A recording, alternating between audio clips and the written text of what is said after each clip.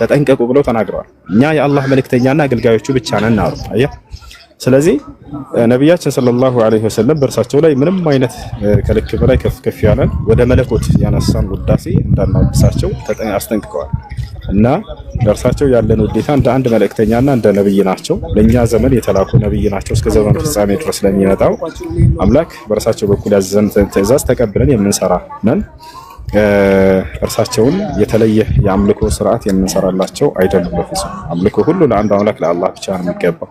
ወአነ አልመሳጅደ ሊላሂ ፈላ ተድዑ መዐ አላሂ አሐዳ ይላል። ከእኔ ከአላህ ጋር ሌላን ማንንም እንዳትጣሩ እንዳታመልኩ ብሎ አስጠንቅቆናል። ወላ ተድዑ ሚን ዱኒላሂ ማ ላ የንፈዑከ ወላ የضሩከ ፈኢን ፈዐልተ ፈኢነከ ኢዘን ሚነ ዛሊሚን ይላል። ከእኔ ከአላህ ውጭ ሊጠቅምህ ሊጎዳን የማይችልም ነገር ምንም አይነት ነገር እንዳትጣራ፣ ይሄን ብትጠራ ነፍሳቸውን ይሄን ብታደርግ ነፍሳቸውን ከበደሉ ሰዎች ትሆናለህ ይላል።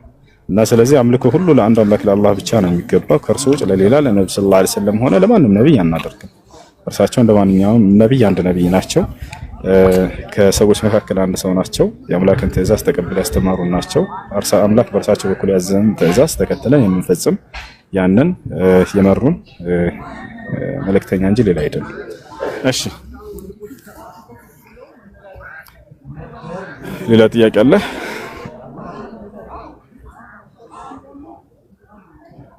ሄሎ፣ ይሰማል ልጆች ወይስ ተቋርጧል? አለ እንጠይቅ። ጠይቅሽ ጠይቅ ልጁም እሺ ቴንክ እሺ ያው የእናንተን ሃይማኖት ባከበረ መልኩ ልጠይቅ። ያው ነብዩ መሐመድ ልበል ለእናንተ፣ እኔ አማኝ አይደለሁም በእስልምና። ስለዚህ ነብዩ መሐመድ አሁን በመቃብር ነው ያሉ ወይስ ደግሞ ጀነት ነው ያሉ ብላችሁ ነው የምታስቡት ወይስ የፍርድ ቦታ ነው? ምንድነው በእስልምና? በጣም ጥሩ ጥያቄ። ነብዩ መሐመድ ሰለላሁ ዐለይሂ ወሰለም በአሁኑ ሰዓት የት ይገኛሉ የሚል ሰው የሁለት ነገራቶች ውቅር ነው። ይሄንን ሁላችንም እናውቃለን። ሙስሊሞችም ክርስቲያኖችም ታውቃላችሁ። አንድ ስጋ አለ፣ ሁለት ነፍስ አለች። በስጋ ደረጃ ነብዩ መሐመድ ሰለላሁ ዐለይሂ ወሰለም የት ናቸው ለሚለው ጥያቄ ምንም ጥርጥር የለውም፣ ከምድር በታች ናቸው። ገብታችኋል? በስጋ ደረጃ የት ናቸው? ነብዩ ሰለላሁ ዐለይሂ ወሰለም በምድር ውስጥ ናቸው። ስለ ስጋቸውን ጨርስና ስለ ነፍሳቸው እንሄዳለን። ነፍሳቸው በገነት ነው ያለችው። በነገራችን እሺ፣ ማንኛውም ሙስሊም ሲሞት ጊዜ ነፍሱ በገነት ነች። ለዚህ ማስረጃ ልስጥህ። ሐዲስ ላይ ነብዩ ሰለላሁ ዐለይሂ ወሰለም ሲናገሩ ምን አሉ? አርዋሑል ሙእሚኒነ ፊል ጀና አሉ። የምእመናን ነፍስ በገነት ትኖራለች ብለው ተናገሩ። ስጋቸው ግን ሰዎች የት ነው ከተባለ ከምድር በታች ይገኛል።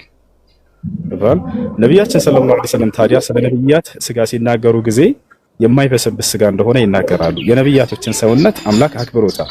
ምድር እንድታበሰብሰው እንድትበላው አላደረገም። ለዚህ ማስረጃ ልስጥህ። ቃለ ነብዩ ሰለላሁ ዐለይሂ ወሰለም ኢነላህ ሐረመ ዐለል አርዲ አን ተእኩለ አጅሳደ አልአንቢያ፣ አላህ በምድር ላይ እርም አድርጎባታል የነብያትን ሰውነት እንዳትበላ ብለው ተናገሩ። ይህ ነው። ታዲያ ለዚህ ማረጋገጫ እንፈልጋለን ሲሉ ይሰማል ብዙ ጊዜ ይህንን ሐዲስ የሰሙ ሰዎች። አዎ ማረጋገጫ መስጠት እንችላለን። ሁላ ማስረጃ ማን ከተባለ ከነብያቶች አንድ ነብይ የሞተ ነብይ ነበር። በጣም የምንወደው የምናከብረው ዳንኤል የተባለ ነብይ አለ። አላህ ሱብሓነሁ ወተዓላ በእስራኤል ምድር ላይ ያስነሳው ታላቅ ነብይ ነበር። ይህ ዳንኤል አስክሬኑ ሳይቀበር እስከ ነብዩ ሰለላሁ ዐለይሂ ወሰለም ዘመን እንዳም ከዚያ በኋላ እስከ ዑመር ኢብኑ አልኸጣብ አስተዳደር ድረስ የቆየ አስክሬን ነበር።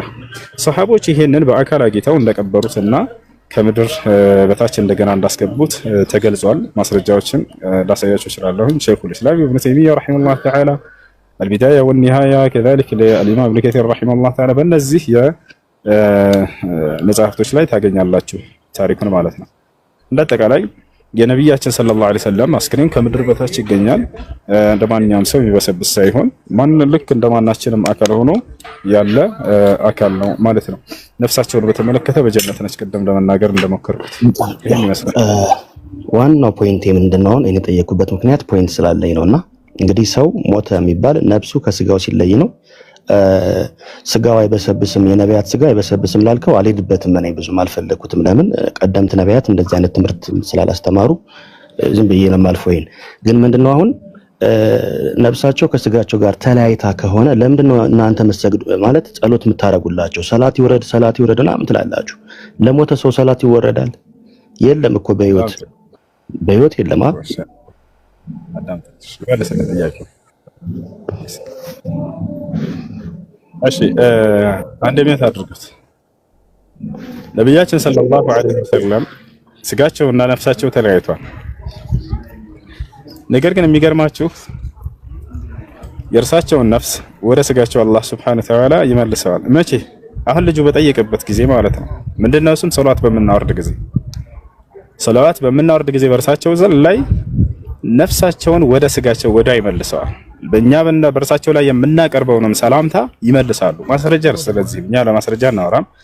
قال النبي صلى الله عليه وسلم ما منكم من أحد يصلي ويسلم علي إلا ويرد الله علي روحي حتى أرد عليه ከእናንተ አንዳችሁም በእኔ ላይ ሰላምታንና ውዳሴን ሶላትን አያወርድም አላህ በዚያ ቅጽበት ነፍሴን ወደ ስጋ ይመልሶልኝ እኔ የእናንተን ሰላምታ መልስላችሁ ብለው ተናግረዋል። ያ ወደ አይመለሳል ነፍሳቸው። ቀጣይ ጥያቄ። ኦኬ እንደዚህ አይነት ትምህርት ግን ነቢያት ያውቃሉ ማለት ነው?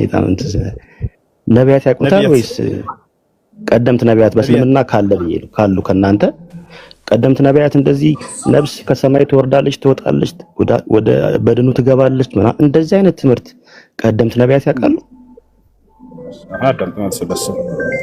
የነቢያቶች ትምህርት ሲባል ጊዜ መሰረታዊ የሆኑ ትምህርቶቻቸው ናቸው የሚገለጹት።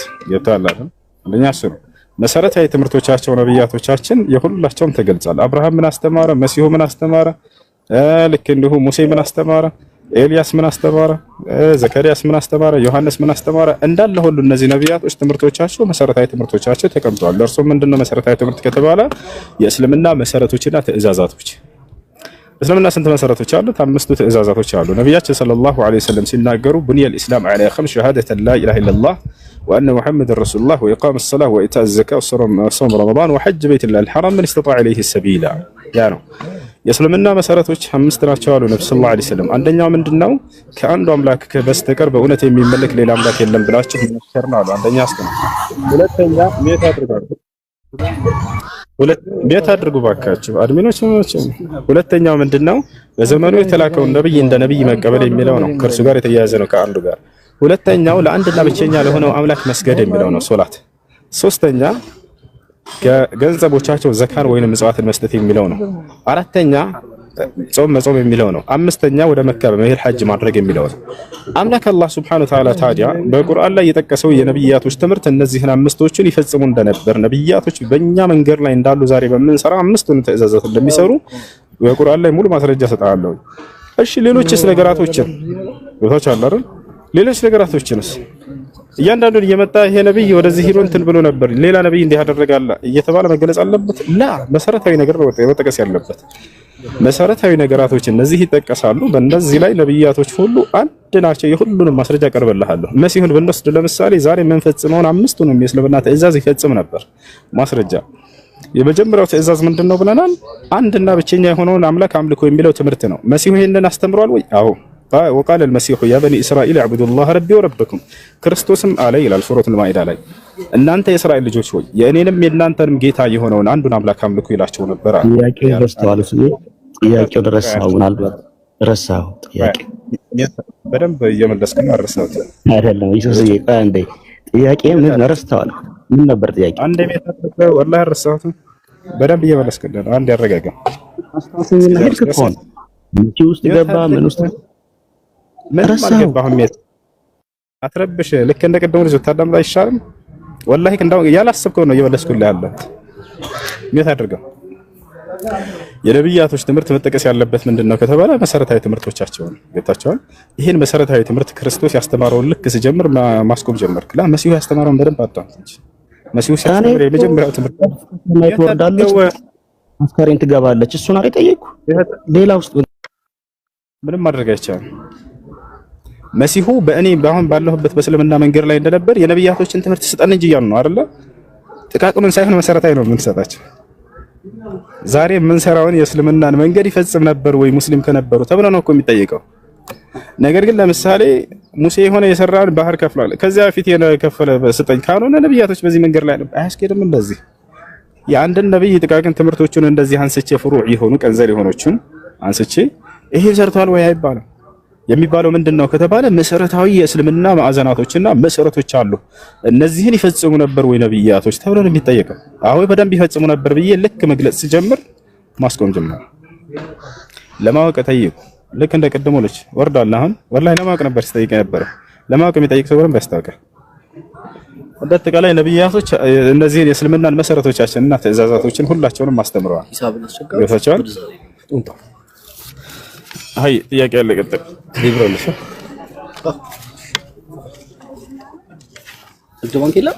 ጥያቄ ያለ ቀጥል።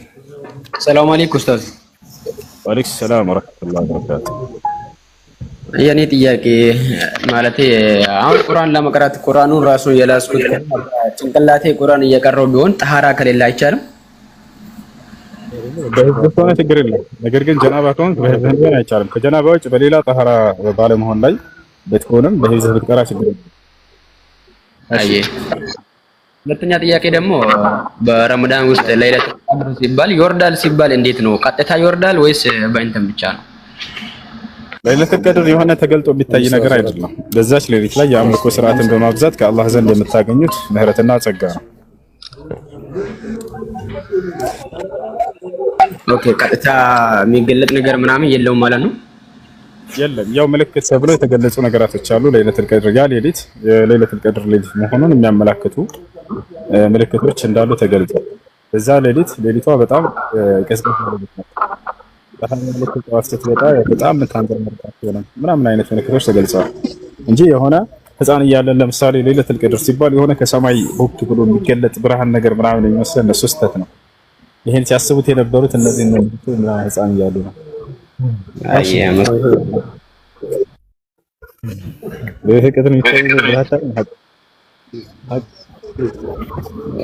ኡስታዝ ትንሽ የሆነ ቀን ጥያቄ ጠይቄክ በሌላ ቀን ሲሰማ ደግሞ በሌላ መልስ እየሰጠው ነበርና ቁርአን ለምሳሌ ሰላት ሲሰገድ ቢስሚላህ ብሎ ቢጀመር ችግር የለውም ብዬክ ችግር የለውም ብላኝ ነበር። ባለፈው ሲሰማ ደግሞ አይቻልም እያልክ ነበር። እንደሱ አይደለም ያልኩት። አዳምጠው በደንብ አድርገሽ መልስ ታዳምጠው በደንብ አዳምጠው። ሶላት ሲሰገድ ጊዜ ሶላት አልጀህሪያ ድምጽ ከፍ ተደርጎ የሚሰገድባቸው ሶላቶች ላይ ቢስሚላህ ማለት ይቻላል አይቻልም በሚለው ጉዳይ በዑለሞች መካከል ሁለት ሐሳብ አለ። እሱ ምንድነው? ይቻላል የሚል ነው። ሌሎቹ ደግሞ አይቻልም የሚል ነው። ለሻፊዒዎች ይቻላል የሚል አቋም አላቸው። እንደተቀላይ ግን ወደ ሐዲስ ስንመጣ ጊዜ አነስ ኢብኑ ማሊክ የተባለው ታላቁ ሱሐባ ቡኻሪና ሙስሊም ላይ በተዘገበው ሐዲስ መሰረት ሲያስተላልፍ ምን አለ? ሰለይቱ ኸልፈ ረሱሊላህ ሰለላሁ ዐለይሂ ወሰለም ወአባ በክር ወዑመር ፈማ ካኑ የጀህሩነ ቢስሚላሂ ረህማኒ ረሂም ከነብዩ ሰለላሁ ዐለይሂ ወሰለም እና ከአቡበክር ኋላ ሰግጃለሁኝ አንዳቸውም እንኳን ቢስሚላህ ረህማን ረሂም የሚለውን በገሃር ድምጻቸውን ከፍ ሲሉ ሰምቻቸው አላውቅም ብሎ ተናግሯል። በሌላ ቦታ ላይ አቡ ሁረይራ እንደሚቻል የተናገረበት አለ። እንዴት ነው ታዲያ ሁለቱን ማስማማት የምንችለው ከተባለ አብዛኛውን ጊዜያቸውን ነብያችን ሰለላሁ ዐለይሂ ወሰለም ቢስሚላህ ረህማን ረሂም የሚለውን ድምጻቸውን ዝቅ አድርገው ይሉ ነበር፣ አልፎ አልፎ ደግሞ ከፍ ያደርጉ ነበር ቢባል ይሄ ችግር የለውም ነው። ለዘወትር ድምጽን ከፍ አድርጎ ማለቱ ግን هذا خلاف السنة لأن الحديث الذي ذكرناه آنفا من أنس بن مالك رضي الله عنه يخالف هذا القول. هاي አለው እና ሰላም ብያለሁ። እሺ ሄሎ እሺ ሰላም ይሰማል አይደል? ያው ይሰማል። ኦኬ እና ያው እናንተ እና ኢየሱስ ክርስቶስ አምላክ አይደለም ትላላችሁና ያው ግን መጽሐፍ ቅዱሱ ኢየሱስ ክርስቶስ አምላክ እንደሆነ ይናገራል። እኛ ኢየሱስ ክርስቶስ ሰው ነው ያልነው እኛ ሳንሆን መጽሐፍ ቅዱስ ነው። ኢየሱስ ክርስቶስ አምላክ እንደሆነ ይናገራል ያልከው መጽሐፍ ቅዱስ ስህተት ነው። መጽሐፍ ቅዱስ ላይ ኢየሱስ ክርስቶስ እኔ ሰው ነኝ አለ እንጂ እኔ አምላክ ነኝ አላለም በፍጹም። አይ ቀጥል። እሺ መጽሐፍ ቅዱስ ላይ እስቲ ዮሐንስ ወንጌል ምዕራፍ 1 እስቲ ክፈተው። ኢየሱስ እዛ ጋር ተናግሯል ወይስ አልተናገረም? ከኢየሱስ ጋር እንጀምርና መጽሐፍ ቅዱስን ሁሉን ትቀበላለህ አይደል? መጽሐፍ ቅዱስ ላይ ያለው ሁሉ እኮ እና እንቀበላለን እኮ ሁሉንም ከዘፍጥረት እስከ ራዕይ እንደምትቀበለው ቃል ግን ኢየሱስ ክርስቶስ እኔ ሰው ነኝ እንዳለው ሁሉ ስለራሱ ሲናገር እኔ አምላክ ነኝ ብሏል ወይ ነው? መጀመሪያ እርሱ ይናገር እስኪ እንስማ። ኦኬ እሺ፣ እሱ የተናገረበትን እስቲ ዮሐንስ ራእይ ላይ እስቲ አንድ ክፍተው። ዮሐንስ ራእይ ኢየሱስ ክርስቶስ ምድር ላይ ያለ ያስተማረው ነው። እሺ ችግር የለውም እዛው እንሂድ። የትኛው ጋር ነው ኢየሱስን አምላክ ነኝ ያለው? እሺ ከ7 እስከ 8 ያለውን አንብበው እስቲ አንድ። ከ7 እስከ 8 ሳይሆን 7 እና 8 የሚገናኝ አይደለም። 7 ላይ ስለ ክርስቶስ ይናገራል፣ 8 ላይ ደግሞ ስለ አብ ነው እየተናገረ ያለው።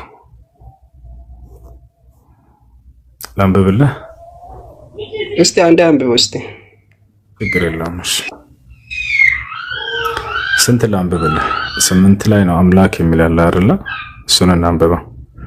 ያለውና የነበረው የሚመጣውም ሁሉን የሚገዛ ጌታ አምላክ አልፋና ኦሜጋ እኔ ነኝ ይላል። ይላል የሚለው ማን ነው? ኢየሱስ ነው ወይንስ ሌላ አካል ነው? ኢየሱስ ክርስቶስ ነው። እዚህ ጋር አሁን አልፋና ኦሜጋ እኔ ነኝ ይላል። እኔ ይላል ተናገር። ማን ነው ይላል የሚለው? ማን ነው? ኢየሱስ ነው። ይላል እያለ እየነገረን ያለው ይላል እያለ ኢየሱስ። ስለዚህ ስለሆነ አካል የሚለውን እየነገረን ነው ማለት ነው እንጂ ራሱ አይደለም። ኢየሱስ ክርስቶስ እኮ እዚህ ጋር የሚያስቀምጠው እኮ ዮሐንስ እኮ ነው። አልፋና ኦሜጋ እኔ ነኝ ይላል አይደል? ስለዚህ ዮሐንስ ነው እየተናገረ ያለው። እኔ ደግሞ ኢየሱስ የተናገረውን ያልኩ። አሁን መጣ ዮሐንስ ላይ እኮ ዮሐንስ አሁን እዚህ ጋር የምለው ያለውና የነበረ የሚመጣው ሁሉንም የሚገዛ ጌታ አምላክ አልፋና ኦሜጋ እኔ ነኝ ይላል ያለው እኮ ዮሐንስ ነው። እዚህ ጋር የተናገረው እና እዚህ ጋር እየተናገረ ያለው ኢየሱስ ክርስቶስ ነው ለዮሐንስ። ይላል የሚለው ማን ነው? ይሄን ቃል የሚነግረን ማን ነው? ስለ ዮሐንስ ነው አልከኝ እኮ። እኔ ደግሞ ያልኩህ ኢየሱስ ከተናገረው ስጠኝ ያልኩህ። ግልጽ አይደለም? አሁን እዚህ ጋር ዮሐንስን በራእይ ላይ ነው እኮ ኢየሱስ ክርስቶስ እኔ አምላክ ነኝ እያለ እየተናገረ አለ ለዮሐንስ። ዮሐንስ ደግሞ እንደዛ ያስቀመጠ ማለት ነው። አይዋ። ስለዚህ ዮሐንስ የነገረንን ሳይሆን ኢየሱስ ክርስቶስ የነገረንን የጠየቅኩ። አሁን ይሄ ለኢየሱስ እንደሆነ እንዳልሆነ ደግሞ ቀጣይ እንሄዳለን። ግን እዚህ ቦታ ላይ የሚለው ማን ነው ከተባለ ዮሐንስ ነው አልከን፣ እናመሰግናለን። አሁን በደንብ አዳምጥ እሺ። ማነህ? ዳዊት ያለውና የነበረው ይላል። ኢየሱስ ያለና የነበረ ነው? አዎ ያለና የነበረ ነው። አልነበረም። ኢየሱስ ክርስቶስ ያለና የነበረ ማለት ነው ትርጉሙን ታውቀዋለህ ዳዊት? አዎ ምን ማለት ነው? ያለና የነበረ ድሮም የነበረ አሁንም ያለው ማለት ነው። ደግሞ የሚመጣ ይላል የለም አይደል? የለም። ኢየሱስ ክርስቶስ ደግሞ ነው ያለ የነበረ ማለት በጊዜ ገደብ ያልተገደበ አካል ነው። ገብቶሃል አይደለ? ኢየሱስ ክርስቶስ ደግሞ አልነበረም፣ ከጊዜ በኋላ ነው የሆነው። ቃልም ስጋ ነው ይላል አይደለ? ስጋ የተገኘበት ጊዜ አለ። ሉቃስ ወንጌል ምዕራፍ 1 ቁጥር 31 ላይ እነሆ ትጸንሻለሽ፣ ወንድ ልጅንም ትወልጃለሽ፣ ስሙንም ኢየሱስ ትይዋለሽ። ጽንስ መጀመሪያ ጊዜ አለው የለውም? ጽንስ በመጀመሪያ ጊዜ እንዴት ይኖራል? በጣም ጥሩ። ስለዚህ ክርስቶስ አልነበረም ማለት ነው፣ ከጊዜ በኋላ የተገኘ ነው አይደለ? ስለዚህ ያለ ማለት ነገር ሆናቸው በፊት የነበረ ማለት ነው። ሞታል አይደለ? ያለና የነበረ ሲል እንደዚያ ነው። ቅድመ እንትን የዘመን የማይቆጠርለት ማለት ነው። ይሄ ደግሞ ማን ነው ከተባለ አብ ነው። ይሄ ደግሞ ማን ነው? አብ ነው። አንድ ጊዜ ስልክን አንሳ ከይቅርታ ጋር። ሄሎ አለይኩም ሰላም ወራህመቱላሂ ወበረካቱ።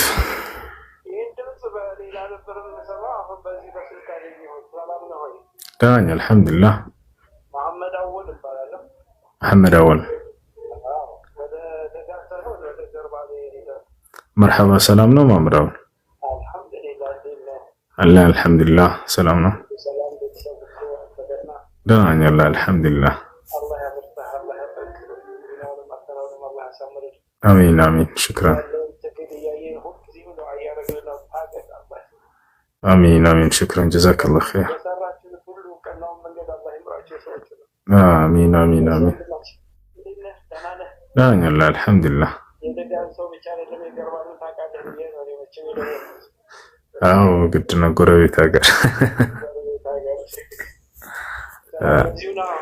አዎ እዚሁ ነኝ። ኢንሻአላህ ኢንሻአላህ። ጀዛከላህ ኸይር። ኢንሻአላህ መርሐባ ኢንሻአላህ ነገ ወደ ደሴ ማን ወደ ጋና እንሄዳለን። አዎ ኢንሻአላህ ልመለስ እችላለሁ፣ እንገናኛለን። መርሐባ መርሐባ ሽክራን አሚን አለይኩም ሰላም ወራህመቱላህ።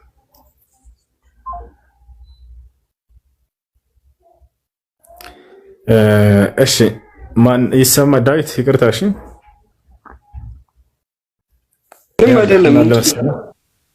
አዎ ያለ የነበረ ሲባል ጊዜ ከዘለዓለሙ ከቅድመ ዓለም በፊት የነበረ ማለት ነው።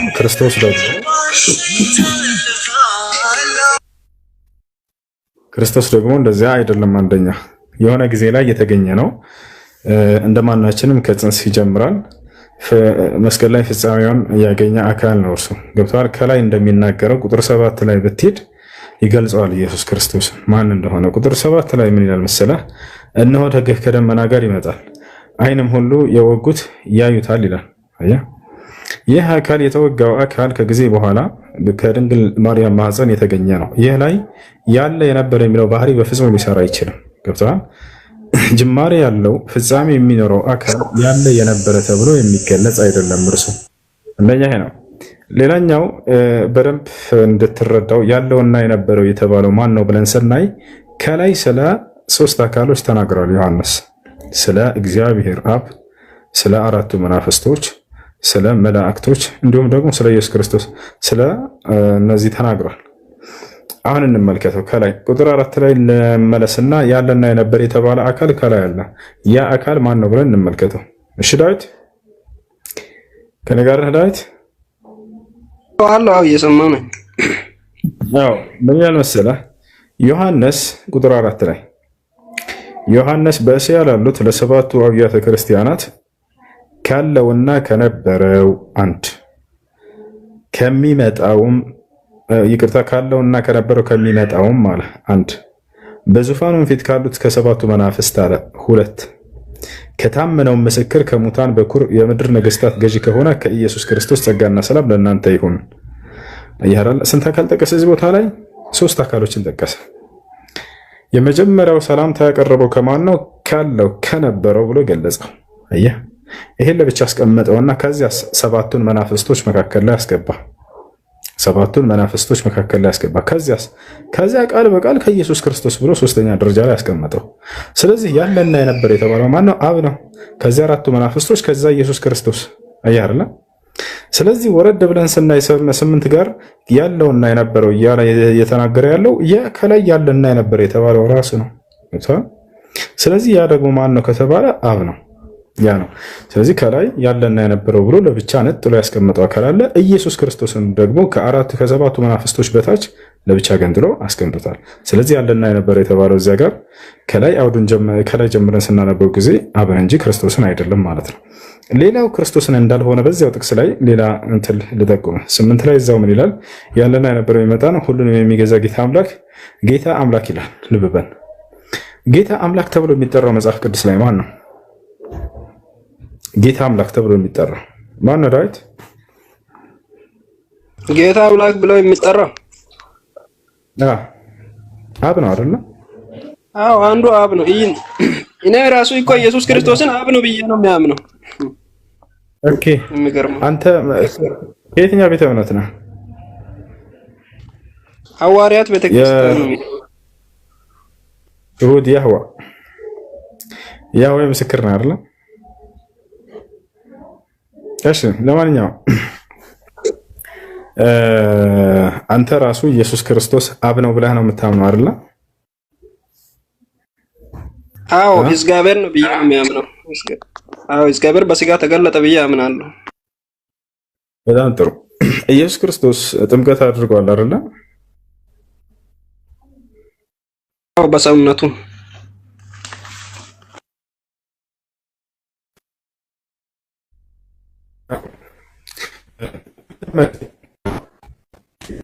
አንድ ልጅ ነው እሱ እያለ ይናገር የነበረው ማን ነው?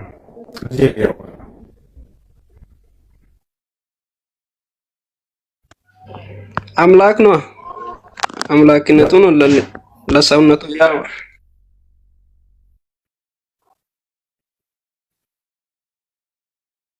ይሰማል። ራሱ ኢየሱስ ክርስቶስ አምላክ ራሱ አምነው ብለሃል አይደል? ስለዚህ ራሱ ነው የምወደው አንድ ልጅ እያለ እየተናገረ ወይስ ሌላ ነው?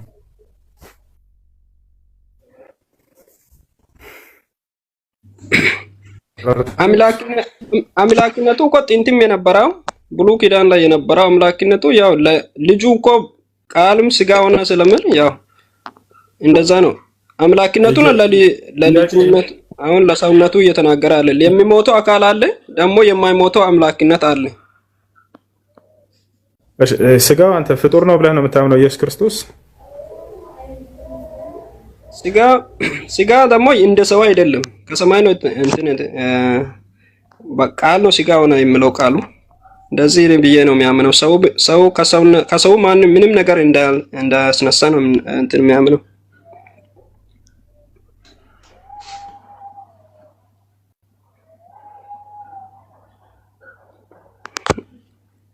ድምጽ ይሰማል? ኦኬ ትሰማለህ? እሺ እሱ እስኪመለስ ማለት ነው። ያጀማ የምትሰማ ከሆነ ሰላም አለይኩም።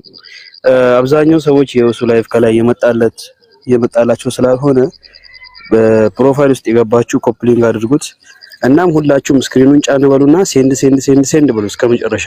አብዛኛው ሰው ስለማይታየው ሼር አድርጉላቸውና ይምጡ ወንድሞች ማለት ነው። እንዲሁም ሌሎች ክርስቲያኖችም ይምጡ። እንደዛ ብታረጉ ይሻላል። ሰው በጣም ቀንሷል። አይታችሁ ከሆነ 300 ከ1000 ሰው በታች የማይገኝበት ቤት 300 ምናምን ሰው ነው ያለውና ሁላችሁም ማለት ነው አንዴ ስክሪን ጫን ብላችሁ እስከመጨረሻው ሴንድ በሉ። ኮፕሊንግ እንደዛም አድርጉ። በተረፈ ደግሞ ፕሮፋይል ውስጥ ገብታችሁ በደንብ ኮፕሊንግ አድርጉት። ፕሮፋይሉን አናነክታችሁ ማለት ነው። ከተመቻችሁ ደግሞ ወሳኝ ቪዲዮ ፖስትቻለሁ። ቪዲዮንም እንትን አድርጉ። እሱ ከመጣ ቀጥል።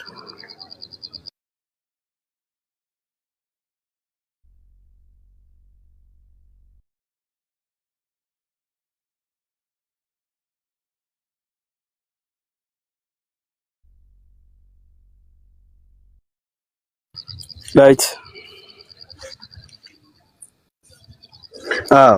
ኦንሊ ጂሰስ ነው አይደለ? ኦንሊ ጂሰስ ሐዋርያ ምስክር ያው ብለህ ነው የምታምነው? ያው አንድ አምላክ በስጋ ተገለጠ ብዬ አምናለሁ። ኢየሱስ ምድር ላይ ያለ በስጋው ማለት ነው። ስጋው አምላክ ነበረ ምድር ላይ ያለ ሰውነቱ እሱ በምድርም ነበረ በሰማይም ነበረ። በሰው ምድር ላይ ያለ አምላክ ነበረ ወይ? ምድር ላይ ያለ አምላክ ነበረ? አምላክ ሳይሆን ሰውነቱ ነበረ።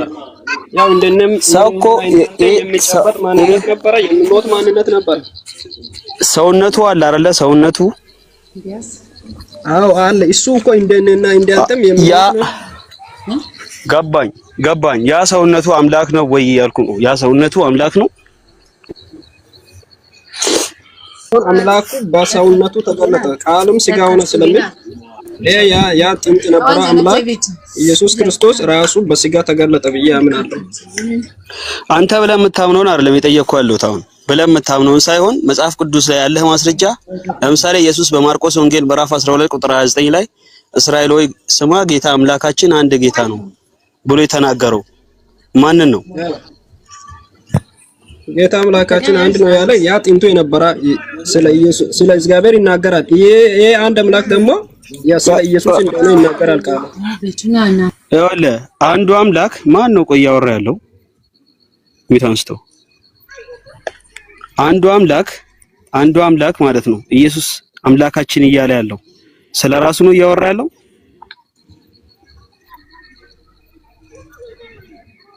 ነው ስለ አምላክነቱ ነው እየተናገረ ያለ ስለ ራሱ ሳይሆን ስለ አምላክነቱ እኮ ራሱም አምላኩም ስለሆነ አምላክነቱ ምድር ማለት በኢየሱስ ውስጥ ደግሞ የሚኖር አምላክነቱ ይናገራል። ጌታ አምላካችን ያለው ማለት ነው። ቆይ እኔ እንደውም ጥቅስ ላሳየህና ምናልባት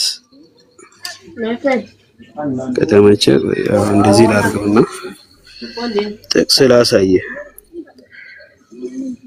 አይተህ ከሆነ ግብ የሚመታው እዚህ ጋር ነውና በዮሐንስ ወንጌል ምዕራፍ 17 ቁጥር 3 ላይ ይታያል።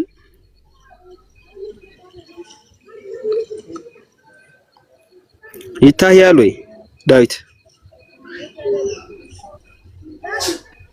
ዳዊት ሚዩት አንሳ። ታቡን 100 ሺህ እናሳልፈው አይደለም። እውነተኛ አምላክ ብቻ የሆንክ አንተን የላከውንም ኢየሱስ ክርስቶስ ያውቁ ዘንድ ይህች የዘላለም ሕይወት ናት ይላል። እውነተኛ አምላክ ብቻ የተባለው ማን ነው?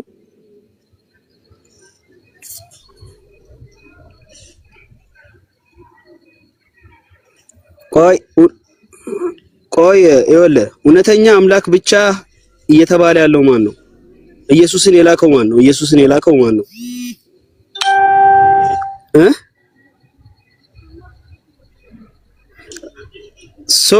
ቆይ እውነተኛው አምላክ ብቻ የተባለው አብ ነው አይደለ? ስለዚህ ኢየሱስን የላከው አብ ነው አይደለ? ኢየሱስን የላከው አብ ነው አይደለ? እውነተኛው አምላክ በቃ ይሄ ነው ግቡ። ስለዚህ እውነተኛው አምላክ የተባለው አብ ነው። አብ ደግሞ የኢየሱስ አምላክ ነው አይደለ?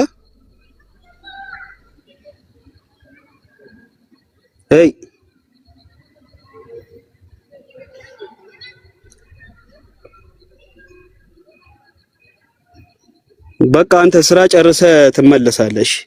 ኢትዮጵያዊ ሰላም ነው? ደህና ነህ? እግዚአብሔር ይመስገን። ማብራቱ ተረጋጋ፣ እስቲ ተረጋጋ። ካንተ በፊት የገባ ሰው አለ? ወአለይኩም ሰላም ወራህመቱላሂ ወበረካቱ። ረመዳን ጥሉ ተከትላለ። ጥያቄያችሁ ምን ነበር? መብራት ያወጣና እሺ፣ አንድ መብራት ጥያቄ አለ?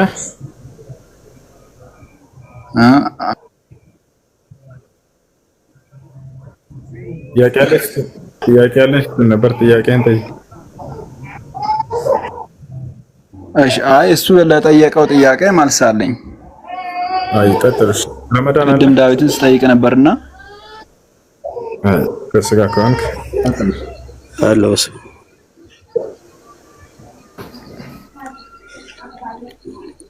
ኦኬ፣ አመሰግናለሁ። ረመዳን ኦኬ። ኢየሱስ ክርስቶስ በስጋ በምድር በነበረ ሰዓት አምላክ ነበር ወይ ላልከው ጥያቄ እስኪ በቆላሲያስ ምዕራፍ 2 ቁጥር 9 ላይ ያለውን ጥቅስ አውጣና ጥያቄውን መጀመሪያ መልስልኝና ወደ ጥቅሱ እንሄዳለን። አምላክ ነበረ? መልሱ ነው። አዎ አምላክ እኮ አዎ ነበረ በለኝና፣ አዎ ነበረ በለኝ። በእርሱ ሰውነት የመለኮት አዎ ነበር ያልኩኝ። ገባኝ። እዛ ጋር እንሄዳለን። የመለኮት ሙላት ምን ማለት እንደሆነ እዛው ላይ እናብራራለን። ችግር የለውም። ኢየሱስ በስጋው እያለ በእርሱ ሰውነት የመለኮት ሙላት ተገልጦ ይኖራል ይላል። በማሙላት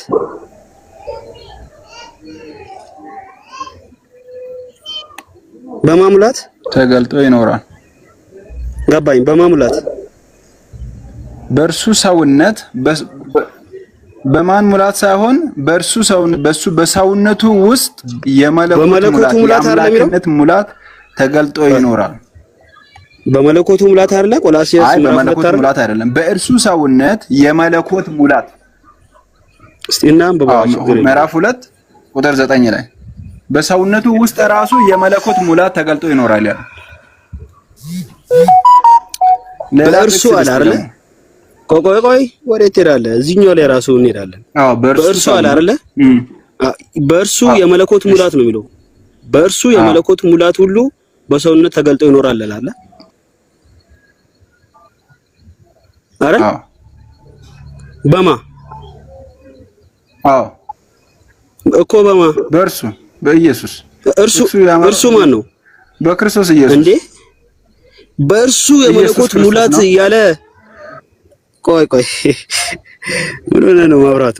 በእርሱ እያለ ከላይ ጀምርና ስለማን እንደሚያነብ ችግር የለውም። በሰውነት ተገልጦ ይኖራል። ቆይ በሰውነት ተገልጦ ይኖራል ይባላል አይደለ? በሰውነት ተገልጦ የሚኖረው ማን ነው? በሰውነት ተገልጦ የሚኖረው ማን ነው? እንዴት በሰውነት የተገለጠ ሌላ አምላክ እኮ የለም። እሱ ራሱ ኢየሱስ ብቻ እኮ ነው። ይኸውልህ በሰውነት ተገልጦ ይኖራል አለ አይደለ? ማን ነው በሰውነት ተገልጦ የሚኖረው? ማን ነው በሰውነት ተገልጦ የሚኖረው? ማን ነው? በእርሱ የመለኮት ሙላት ሁሉ ይላል። በእርሱ የመለኮት ሙላት ሁሉ እርሱ የተባለው እሱ ነው። በእርሱ ኢየሱስ።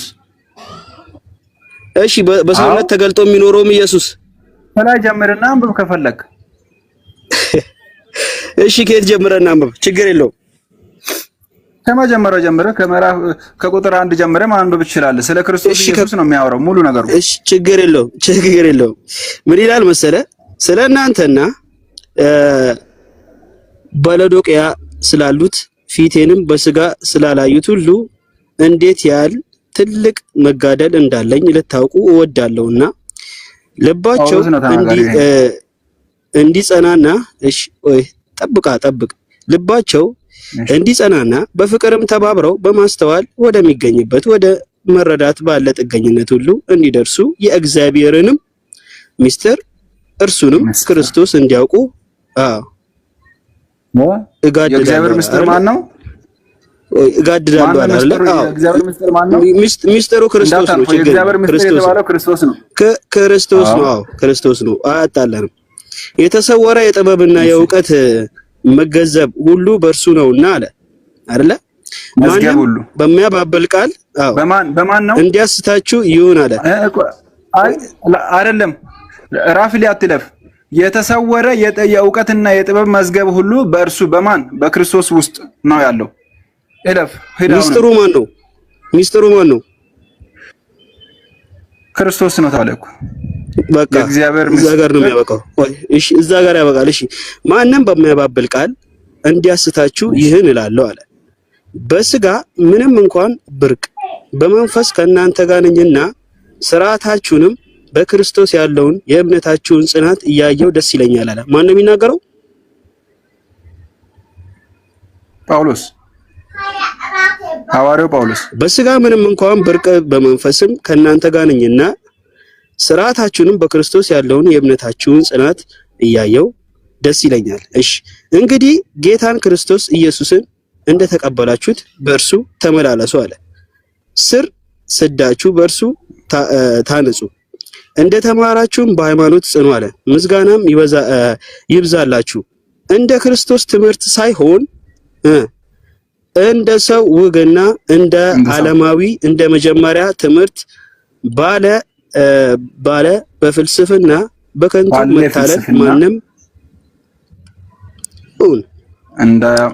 መታለል ማንም እንዳይማርካችሁ ተጠበቁ አለ።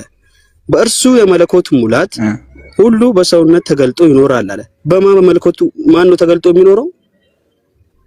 በእርሱ የመለኮት ሙላት ሁሉ በሰውነት ተገልጦ ይኖራልና በማን ነው? በእርሱ ተገላጩ ማን ነው? የሚገለጠው ማን ነው? ከላይ ጀምሮ እኮ ቆይ ከላይ ጀምሮ ነው አይታምበላ። የሚገለጠው ማን ነው? መለኮት ነው። መለኮትነት ሙላቱ በማን ውስጥ ነው ያለው? በኢየሱስ ስጋ ውስጥ ነው ተገልጦ ያለው ማለት። ጸጋ እኮ ነው። ይኸውልህ የመለኮት ሙላት ጸጋ ስለሆነ በሰውነት ተገልጦ ይኖራል አለ አይደል? ምንም ትርጉም ጋር አትሂድ። ምንም ትርጉም አያስፈልግም። ይሄ እንደተጻፈ ብቻ እናነባለን። ትርጉም የመለኮት ሙላት ምን ማለት ነው? ምን ማለት ነው የመለኮት ሙላት? አንተ ይሄንን ቃል የመተርጎም ስልጣን አልተሰጠክም። ምን ማለት ነው? እሺ ቆይ እሺ ተርጉምልን። እሺ ጎበዝ ጎሽ ተርጉምልና ምን ማለት ነው የመለኮት ሙላት? በእርሱ የመለኮት ሙላት ማለት ምን ማለት ነው? መለኮት 100% መለኮት ወይም ዲቫይን የመለኮት ሙላት ምን ማለት ነው እያልኩ ነው። በሰውነቱ ውስጥ ማብራቱ አምላክ ራሱ በዛ በስጋው ውስጥ አለ ማለት ነው። ይኸውልህ በእርሱ የመለኮት ሙላት አልኩህ አይደል? በእርሱ የመለኮት ችግር የትም አትሄድም። እዚህኛው ላይ ይይዛለሁ። እዚህኛው ላይ እሺ። የመለኮት ሙላት ማለት ምን ማለት ነው? ምንም ይዝ የመለኮት ሙላት ምን ማለት ነው? በጥቅሱ ላይ ለመፈላሰፍ ምንም እንዳትሞክር። እሺ የመለኮት ሙላት ማለት የመለኮት ሙላት ማለት ብቻ ነው። ምንም ሌላ ትርጉም የለውም። የመለኮት ሙላት ማለት የመለኮት ሙላት ማለት ነው። አምላክነት 100% ምን ማለት አምላክነት የመለኮት ሙላት ማለት ምን ማለት ነው? ይኸውልህ የመለኮት ሙላት ማለት ምን ማለት እንደሆነ ላላሳይ። ቆይ ይኸውልህ ይሄን ጥቅስ አይተዋል አይደለ? የቱ ጋር ሄዶ ኮት እንደሚያደርገው አይተሃል? ይኸውልህ እቺኛዋን ስትነካት ወዴት ይወስዳል መሰለ? ዮሐንስ 1:16 እኛ ሁላችን ከሙላቱ ተቀብለን አለ። ከሙላቱ ተቀብለን በጸጋ ላይ ጸጋ ተሰጥቶናልና ሕግ በሙሴ ተሰጥቶን ነበርና ይላል። ስለዚህ በመለኮት ሙላት የሚለው ከሙላቱ ተቀብለን በጸጋ ላይ ጸጋ ይላል አይደለ? መለኮት ሙላት ማለት ጸጋ አይደለ? ጸጋ ነው አይደለ? ነው አይደለም? ይሄ ለዮሐንስ ሲሆን ነው። ይሄ ለዮሐንስ ከመለኮት ጸጋ ላይ መለኮት ብዙ ጸጋ አለው። ከዛ ከተራራፈው ይሄን ነገር ችግር የለውም ጸጋ ላይ ሙላቱ የሚባለው የመለኮት ሙላት ማለት ጸጋ ነው አይደለም ነው ያልኩህ ያለው እኔ ወደዚህኛው ልመለስ። ጸጋ ብቻ አይደለም አምላክነቱ ነው። ይሄኛው ጥቅስ ስለ አምላክነቱ እንደሆነ እሺ፣ አንተ ለምን ፈረደ? ሌላኛውን ጥቅስ ልጨምርልህ። ይሄ ኢየሱስ አምላክ ስለመሆኑ እዚህ ጋር ገለን እንሄዳለን፣ ችግር የለውም። እዚህ ጋር ገለነው እንሄዳለን፣ ሌላም ቦታ ላይ እንሄዳለን፣ ችግር የለውም። ይሄኛው ድጋሜ እንዳታነሳው ነው ምናምን፣ ችግር የለውም። በኋላ ሚውት ልታረገኝ እኮ ጊዜውን አይደለም። በእርሱ የተባለው ማን ነው እያልኩ ነው። በእርሱ የመለኮት ሙላት ማለት በእርሱ የመለኮት ጸጋው የተባለ በማን ጸጋ ነው? ጸጋው አትበል። ጸጋ የሚል ቃል አልጠፋም እኮ። ምን ጸጋው ለምን አላሉም? ሙላት ምን ማለት ነው? ሙላት ማለት ፉልነስ ማለት ነው። the fullness of divine nature በእርሱ ሰውነት ውስጥ ተገልጦ ይኖራል። ኢየሱስ በሚለው ሥጋ ውስጥ እስቲ አንብበው እሺ፣ መለኮትነት ይሄው እንግሊዘኛው ላይ ተቀይሮላል። ይሄው dwells ይላል። dwells ማለት ነው በውስጡ መኖር ማለት ነው። all the fullness of the godhead የመለኮት ቆይ ይቺኛዋን ተርጉማት እንደገና ግሬስ ለምን አላለም? ጸጋ ከሆነ ግሬስ ነው። እቺ ማለት በውስጡ መኖር ማለት ነው። ቆሶ የሙሉካ ፎር ሂም አለ አይደለ? ፎር ሂም አለ አይደለ? ማን ነው ሂም የተባለው? አንብበው። ሂም የተባለው ማን ነው? ኢየሱስ። who is him? ኢየሱስ። በእርሱ የተባለው ኢየሱስ ነው። Jesus Christ። በእሱ የተባለው ኢየሱስ ነው። ኢየሱስ። አዎ ክርስቶስ። ከላይ ጀምሮ ክርስቶስ ይላል። የጥበብና የእውቀት መዝገብ ሁሉ በእርሱ ተገልጦ ይኖራል። ክርስቶስ የእግዚአብሔር ጥበብ ነው ይላል አይደለ? ኢየሱስ በእሱ የተባለው ኢየሱስ ከሆነ በሙሉ ስለ ኢየሱስ ነው። ቆይ በኢየሱስ መለኮት ቆይ ተረጋጋ የትም አትሄድም። በእርሱ የመለኮት ሙላት ያልከው ሳይሆን በኢየሱስ ሰውነት ውስጥ መለኮት በኢየሱስ ሰውነት ውስጥ መለኮት ነው። ማስረጃውን ተውና እንግሊዘኛውን አንብብ። ማስረጃውን አንጣ። ቆይ ማስረጃውን እንግሊዘኛው አይዋሽም። ቆይ አይዋሽም ይኸው አይ አማርኛ ሰውን ለመተርጎም ምናምን የፈለክ ከሆነ ፎር ኢን ሂም የተባለው ማን ነው? ሚዲያ ውሰጃቸው ልጆቹ። ማብራቱ ፎር ኢን ሂም የተባለው ማን ነው? ሂም አቤት ወይ ጉድ! ስንት ጊዜ ልንገርህ። በክርስቶስ ውስጥ ስለ ክርስቶስ እኮ ነው። ኦኬ ጊቭ ሚ ኤቪደንስ። ሂም የተባለው ክርስቶስን ሶ ጊቭ ሚ ኤቪደንስ። ሶ ቸርች ፋዘር ኦር ኮሜንታሪ ከላይ ጀምሮ ከላይ ጀምሮ የተባለ ማን ነው? ኢየሱስ የእግዚአብሔር ሚስጥር ነው ተባለ እንጂ በእርሱ የመለኮት ሙላት ቆይሽ ለአለቃነትና ለስልጣንም ሁሉ ለአለቃነትና ለስልጣንም ሁሉ ራስ በሆነ በእርሱ ሆናችሁ ተሞልታችኋል አለ። በማን የተሞሉት ሆናችሁ? ተሞልታችኋል ይላል። በማን የተሞሉት? ኦኬ በሰውነት የተገለጠው ኢየሱስ ነው አይደለ? በሰውነት የተገለጠው ኢየሱስ ነው አይደለ? በሰውነት የተገለጠው ኢየሱስ ነው አይደለ ወይ? ማብራቱ መልስ። በሰውነት የተገለጠው ኢየሱስ ነው። አዎ በሰውነት የተገለጠ አዎ ኢየሱስ ነው። ኦኬ በሰውነት ተገልጦ ከኖረ በማ ሰውነት በማ መለኮት ነበረ የተገለጠው? በእርሱ የተባለው ኢየሱስ ነው። ማስረጃ አስጠን እስቲ በእርሱ የተባለበትን። አይደለም ምን አይነት ማስረጃ ነው የፈለከው? ይሄው እኮ ቃሉ እኮ ራሱ እየተናገረ በዛ በኢየሱስ ሰውነት ውስጥ መለኮትነት አምላክነት ገባኝ። ይኸውልህ ማብራቱ ለዚህኛው መጽሐፍ ወይም ደግሞ ለዚህኛው አንቀጽ ኮሜንታሪ እና ቸርች ፋዘር አላቸው የላቸው? አላቸው። ኮሜንታሪ እንዴት አይኖራቸው? እሺ አምጣልን እስኪ። ከዛ አምጣና ችግር የለውም። እዚህ ጋር ምንም ማስረጃ ማምጣት አልቻልክም። በል አንዴ ምንድነው እየዳረከ ነው፣ ሰውንም እያሰላቸ ነው። በእርሱ የተባለው ኢየሱስ ነው ትለኛለህ እንዴ? ደግመህ እንደገናም ኢየሱስ ነው እያልከኝ ነው። ይኸውልህ ሌላ ጥቅስ አትሰጠኝም፣ ችግር የለውም። እዚሁ ጋር ነው ቢይዝ አንተን። በእርሱ የተባለው ኢየሱስ ነው ብላለህ አይደለ? በእርሱ የተባለው ኢየሱስ ነው ካላልክ ድረስ ለምን ፈራይስ እንደ አልኩኝ። ሌላ የምታመጣው እኮ ከመቶ ጊዜ በላይ ኢየሱስ ነው አልኩህ እኮ። ማስረጃ አንጣ እያልኩ ነው። ዝም ብለህ ኢየሱስ ነው ካልከኝ ኢየሱስ ነው ይባላል አሁን? ኦኬ እሺ ኢየሱስ በእርሱ የመለኮት ሙላት አልካለም። ማስረጃ ላምጣልህ። በእርሱ የተባለው አዎ ስጠን ማስረጃ ባጥሎ ጎሽ። እኔ ላምጣልህ፣ አንተ ስማኛ። እሺ አሁን አንተ ስማኝ።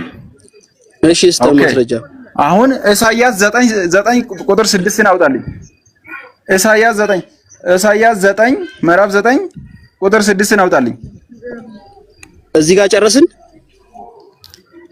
አውጣ ጠቅሱን ጨረስን? እዚህ ጋር ጨረስን? ኢሳይያስ ምዕራፍ 9 ቁጥር 6 ኢሳይያስ ምዕራፍ 9 አዎ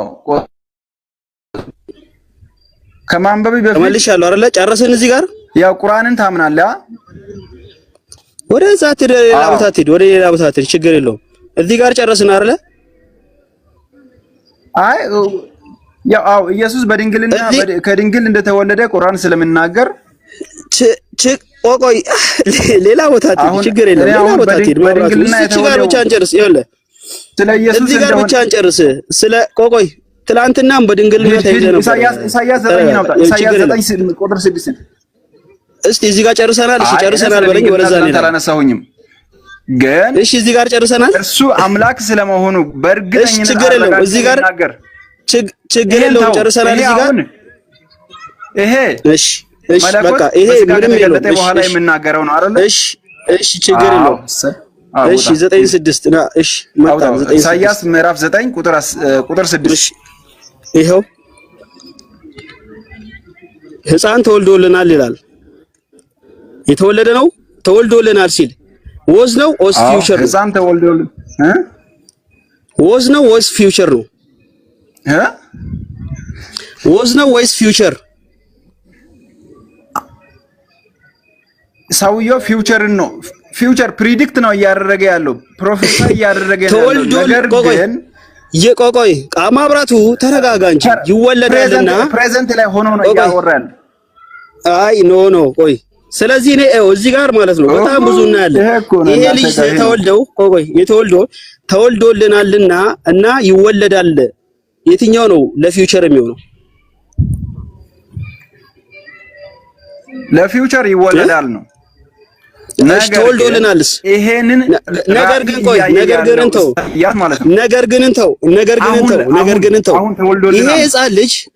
ይሄ ሕፃን ልጅ እናትና አባት አለው። ይሄ ሕፃን ልጅ ወአለይኩም ሰላም ወራህመቱላሂ ወበረካቱ እናትና አባቱ እግዚአብሔር አብ ነው። በድንግልና ነው። በድንግልና የተወለደ ሕፃን ልጅ ደግሞ አባት የለውም። መብራቱ የሥጋ አባት ሊኖረው አይችልም። መብራቱ ይሰማሃል? ይሰማል በደንብ መብራቱ አለው አይሰማም? በእርሱ የመለኮት ሙላት ይኖራል ሲባል ምን ማለት ነው? እሱን ትርጉሙን ታውና ይሄኛውን ክፍል በደንብ አንብብልኝ። መጀመሪያ ይሄኛውን ክፍል እናንብብ፣ ወይ ደግሞ የዚህኛውን ክፍል ሐሳብ እኔ ልናገር። ከዛም በኋላ ወደ እሱ እንዞራለን። ትርጉሙን አይ እዚህኛው ክፍል ላይ ድንቅ መካር ኃያል አምላክ ይሄኛው ህፃን የተወለደው ህፃን ተራ ህፃን አይደለም። አምላክ ስለመሆኑ ስለምናገር ፈርታችሁ ነው። አሁን በቃ የምትፈልገው ጥቅስ ላይ አይደለም። ኢሳይያስ 9:6 ነው ትርጉሙ ጋር እንላውስ አንዴ ኢሳይያስ 9:6 ነው ለኢየሱስ ነው ያልከው ወራቱ? አዎ ኢሳይያስ 9:6 በጣም ጥሩ። ከአዲስ ኪዳን ጸሐፊያን ከወንጌል ጸሐፊያኖች ከማቴዎስ፣ ከማርቆስ፣ ከሉቃስ፣ ከዮሐንስ፣ ከጳውሎስ ከየትኛውም ከጴጥሮስም ሁላ አሁን ይሄን ኢሳይያስ 9:6 ለኢየሱስ ነው የተነገረው ብሎ ያስቀምጣ አንድ ሐዋርያ አምጣ።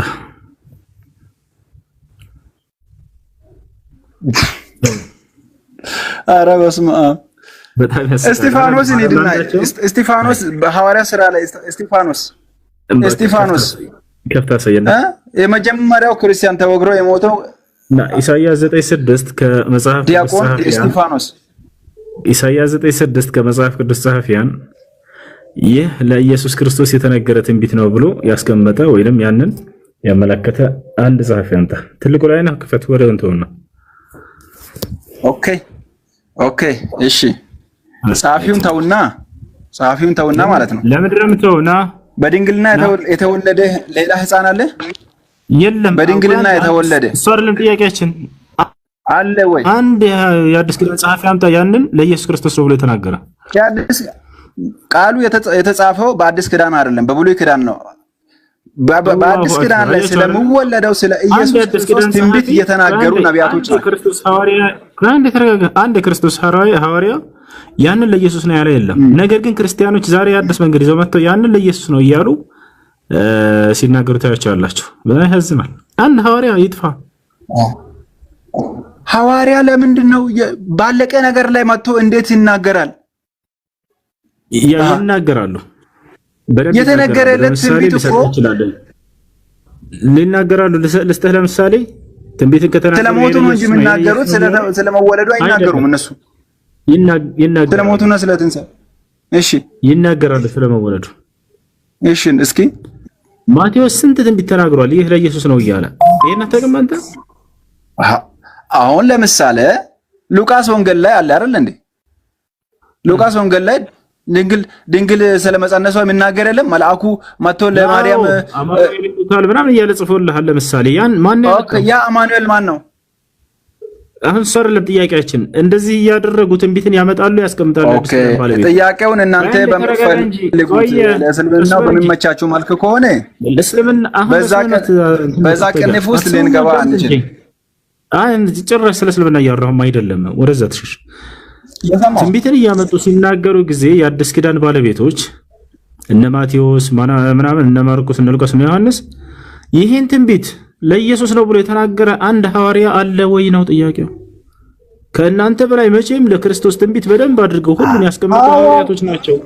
በቃ ሳየን እሱን አይ ሐዋርያቶች ስለ ክርስቶስ ትንቢት አልተናገሩም። ሐዋርያቶች የክርስቶስን የተገለጠ ህይወቱን ነው የተናገሩት። መብራቱ ኢሳይያስ 9:6 ኢሳይያስ እኮ የብሉይ ኪዳን ትልቅ ነብይ ነው። ኢሳይያስ ትልቅ ነብይ ነው እንዴ? ትንሽ አይደለም?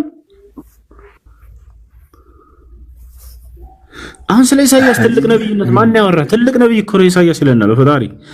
የአዲስ ኪዳን ባለቤት ይሄን ትንቢት ያመጡ ያስቀምጡ ከነበሩት መካከል ቆይ እንደተረጋጋ ኢሳይያስ 9:6 ለኢየሱስ ነው የተነገረው ብሎ ያስቀምጠ አለ ወይ ነው ጥያቄው። ግልጽ ጥያቄ። አዎ አለ ነው ያመጣሉ።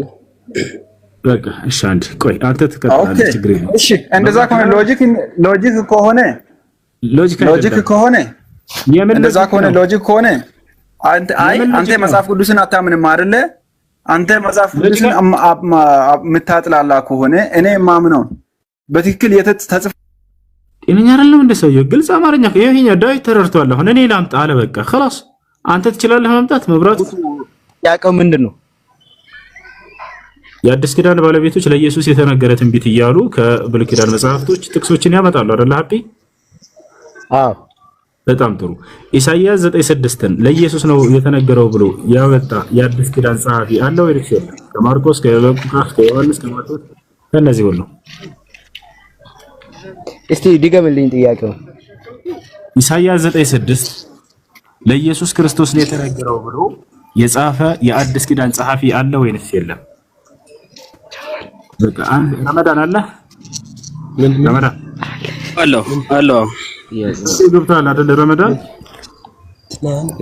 ናም ኢየሱስ ክርስቶስ በቃ አንተ ቀጥል። ከዛ በኋላ ከላይ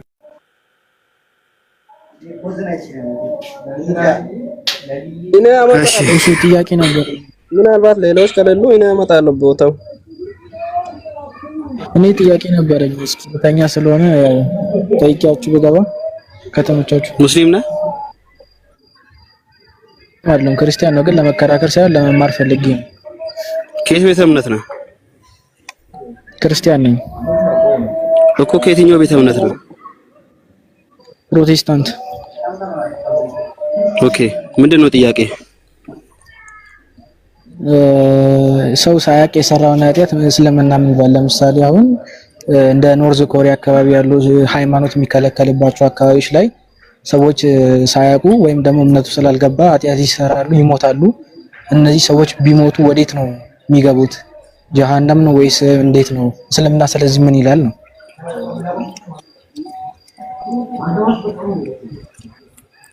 እስልምና የሌለበት ቦታ ወዴት አካባቢ ነው ያልከው?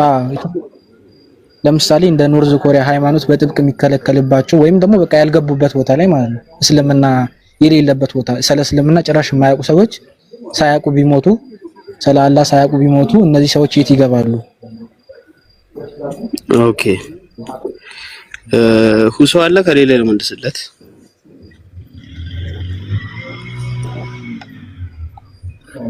ኦኬ እሺ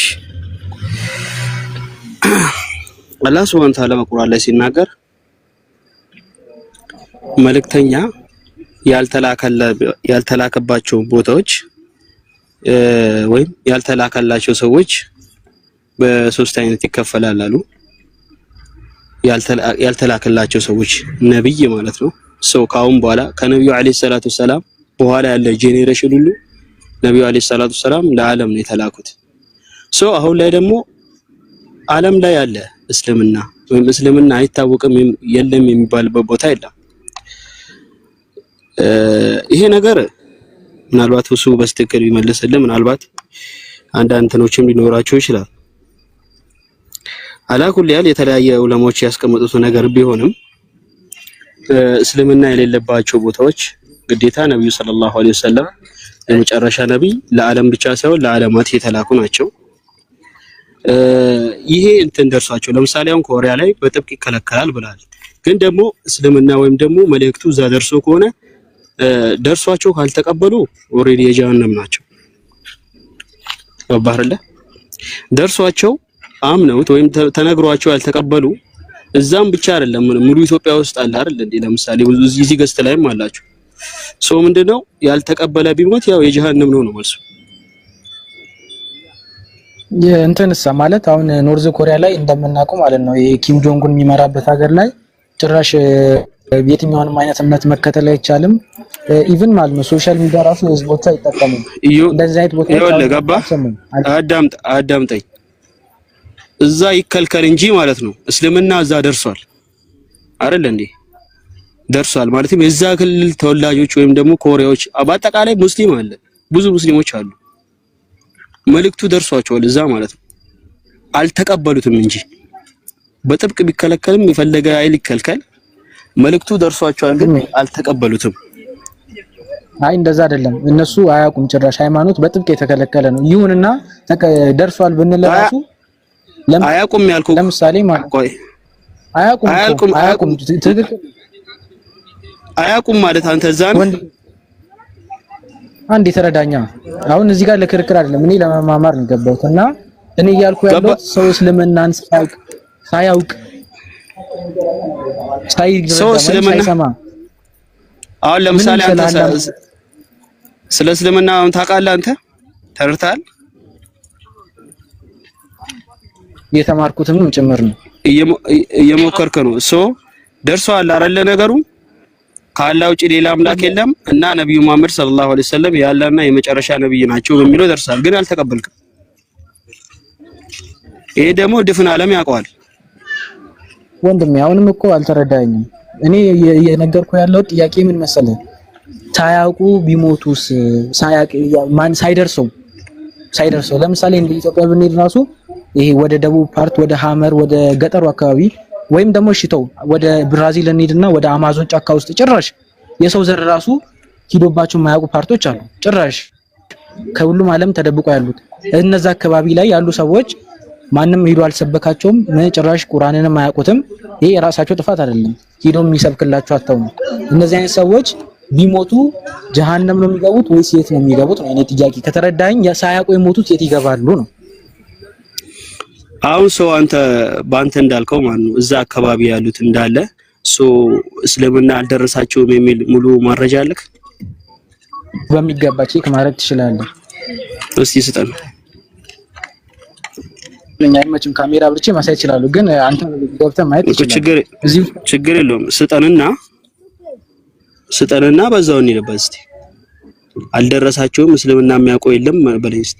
ከ1440 ምናምን ዓመት በፊት ተሰብኮ የመጣ እምነት አሁን ላይ ዓለም ላይ ያልደረሰም ብለህ እንዴት ትከራከራለህ? ቆይ ሁሱ ይግባ ወይም ደግሞ እኔ ለመረዳት ነው የጠየቁ ያሉት። ሳይደርሰው የሞተ ምን ይሆናል ነው ጥያቄ። ሳይደርሰው የሞተ ምን ይሆናል? ተጠያቂ አይደለም። ሳይደርሰው ከሞተ ብዙ ዑለማዎች ያስቀመጣቸው ነገሮች አሉ። ለምሳሌ ቆይ ላውጣልና ዑለማዎች በዚህ ጉዳይ ላይ ያስቀመጡት ነገር አለ።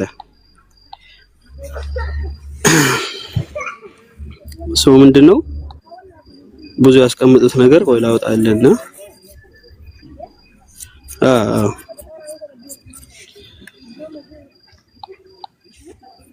ተጠያቂ አይደሉም።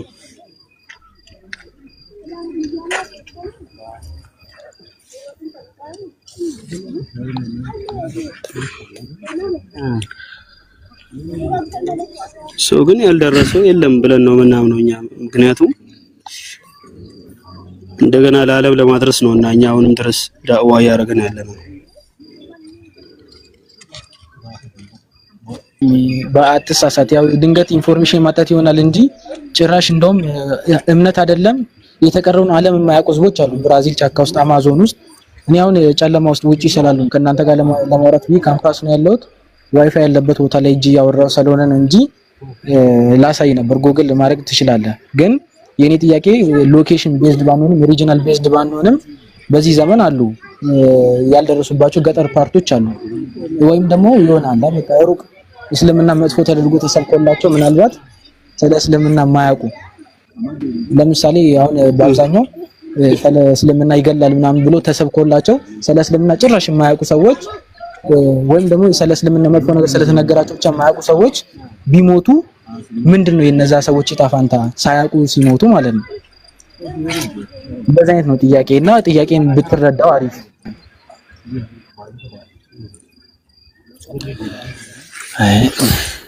እሺ ማብራቱ ምን ነው?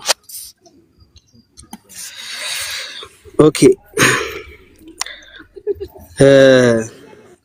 አላህ Subhanahu Wa Ta'ala በሱረቱል ኢስራ ማለት ነው ምዕራፍ 17 ቁጥር 15 ላይ መልእክተኛ ካላክን በፊት አንቀጣም አለ። አላህ Subhanahu Wa Ta'ala መልእክተኛ ካልተላከ እንደማይቀጣ ይነግረናል። ይሄ የመጀመሪያው ግልጽ ማስረጃው ነው። ገብቷል። አንዳንድ ዑለማዎች ደግሞ የተስማሙበት ነበረው እስልምና በትክክል ያልሰለም ወይም ደግሞ የደረሳቸው የተዛባው ናቸው በአኺራ ይፈተናሉ የሚል ነገር አለ። ለምሳሌ አንዳንድ ሐዲስ መሰረቶች ምንድነው እነዚህ ሰዎች ማለት ነው ያልደረሳቸው ሰዎች ምንድነው በቂያማ ቀን ይፈተናሉ። ያን ትእዛዝ ወይም ደግሞ ትእዛዙ ፈተናውን ካለፉ ወደ ጀነት ካላለፉ ደግሞ ወደ ቅጣት እንደሚገቡ ይናገራሉ። ሌላኛው ደግሞ ምንድነው አላህ Subhanahu Wa Ta'ala እጅግ መሐሪ መሆኑን ያሳየናል። እዛው ምዕራፍ በሱረቱል አዕራፍ ምዕራፍ 7 ቁጥር 156 ላይ ምህረቴ ነገር ሁሉ ካተላለች። የአላህ Subhanahu Wa Ta'ala ምህረት ከወንጀላቸው ይበልጣል ማለት ነው። ሶ እነዚህ ሰዎች ይፈተናሉ።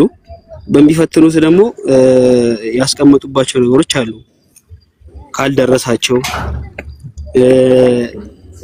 ለምሳሌ መልእክት ሳይደርስ ቅጣት እንደሌለ ከሚገልጹት መካከል አንደኛው በሱረቱል ኢስራ ላይ የጠቀስኩልህ ነገር ነው። መልእክተኛው ወይ መልእክት ማን ነው ሳይደርስ ረመዳን እኔም ጥያቄ አለኝ። ቆይ መልእክተኛው ተረጋጋ። ነብዩ ሰለላሁ ዐለይሂ ወሰለም በሐዲስ ውስጥ እንደተናገሩት ደግሞ ምንድነው ድንቆሮ፣ እብድ፣ እጅግ አሮጌ ወይም መልእክት ሳይደርስ የሞተ ሰው እነዚህ በትንሣኤ ሁሉ ቀን ወደ አላህ ይጮዋሉ፣ ከዚያም አላህ ይፈትናቸዋል ይላል ማለት ነው። ገብቷል አይደለ? ሐዲሱን ደግሞ አወጣላለሁ። ሌላው ደግሞ ኢማሙ አልነዋዊ فسبح بحمد ربك واستغفره إنه كان توابا الله أكبر سمع الله من الحمد الله أكبر الله أكبر الله أكبر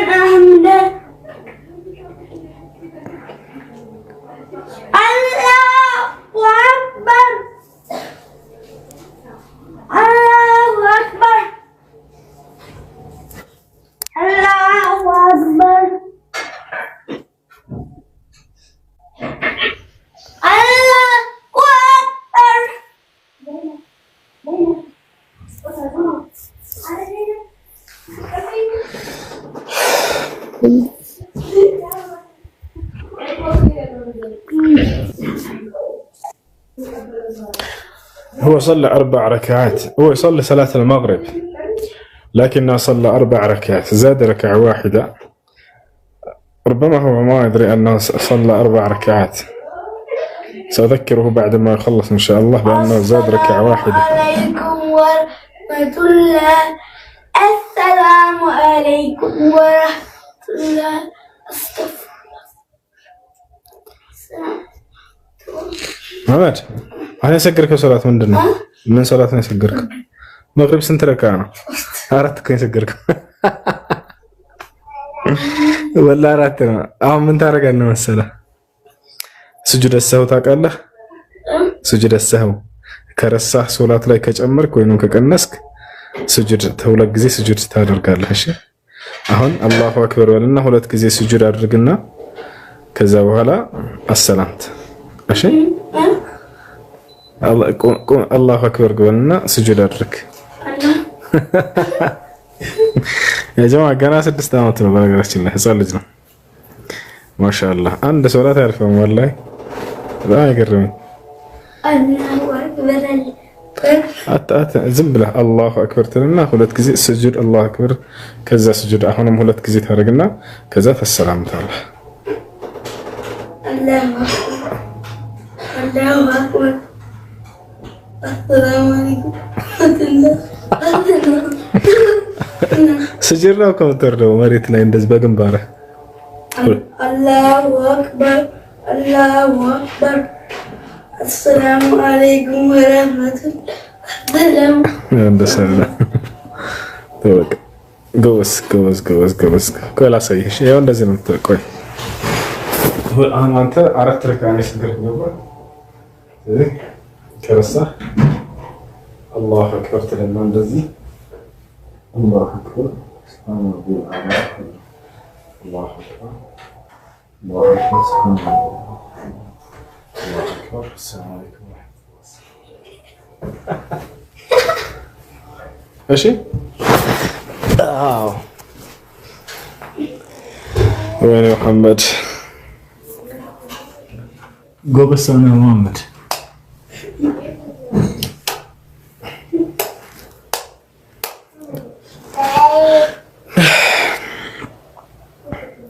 الله أكبر مالتنا الله كهول ነገር በላይ ታላቅ ነው ማለት ነው الله اكبر من كل كبير ታላቅ ተብለው ከሚታሰቡ ነገራቶች ሁሉ በላይ ታላቅ ነው እርሱ እሺ ቪዲዮ ልዝጋ መሰለኝ አይደለ ኔትወርኪንግ ላይ ይቆራረጣል ልጆች ወይስ አይቆራረጥም እንቀጥል አድሚኖች ካላችሁ በተራ አስገባችሁ ይቆራረጣል አይቆራረጥም እሺ ከተቆራረጠ ትነግሩኛላችሁ እስከዛ ድረስ አድሚኖች በማን ነው አስገባችሁ ጥያቄ ያለን ሰው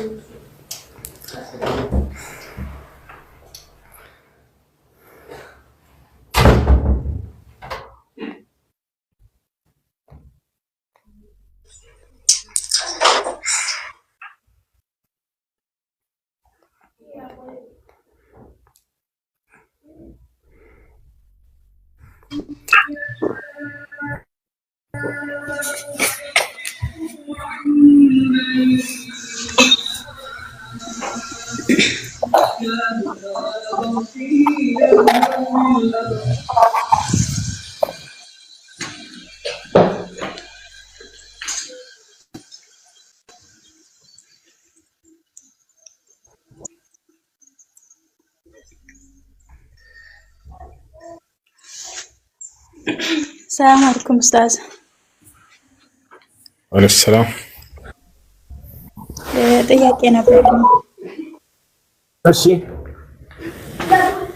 ጥያቄው ኢንሻአላህ በአላህ ፍቃድ በቅርብ አገባለሁ እና አባቴ ማሻአላህ መብሩክ መብሩክ።